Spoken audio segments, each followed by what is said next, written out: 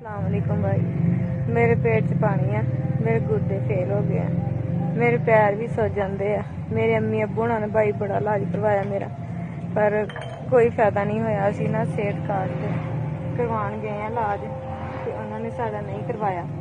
उन्होंने कहा कि हुकूमत देगी ते सेहत कार्ड ते नहीं इलाज होना। भाई 10-15 हज़ार रुपया उन्होंने साड़ियां रिपोर्टां ते लाता, ते हुण नहीं इलाज किया।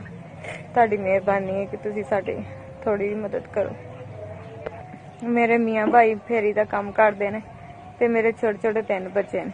मेरे घर दे बहुत हालात माड़े ने कि बच्चों को कपड़े भी नहीं लैके दिते जा रहे।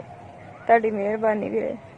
ਅਸੀਂ जिथे सेहत कार्ड वास्ते गए सी ना, उत्थे सानू उन्होंने कहा कि या गंगाराम चले जाओ या म्यू च चले जाओ, ते भाई साडे कोल इन्नी नहीं गुंजाइश है कि असी उत्थे तक जा सकीए। भाई 7-8 दिन हो गए ने, मेरी ज्यादा ही तबीयत खराब होंदी है, दर्द बहुत ज्यादा होंदी है मेदे विच। मेरे को कुछ खादा पीता भी नहीं जाता, ते बच्चे भी मैनू देख के बहुत परेशान होंदे ने। तुहाडी मेहरबानी वीरे।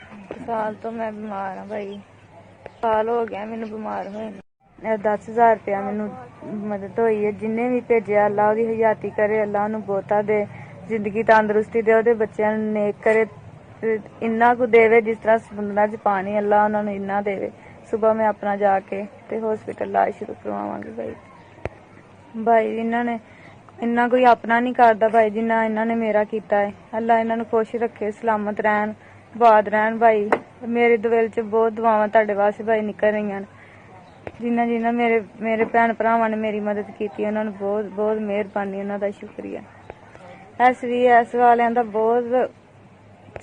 बहुत शुक्रिया, तुसी मेरे तक मदद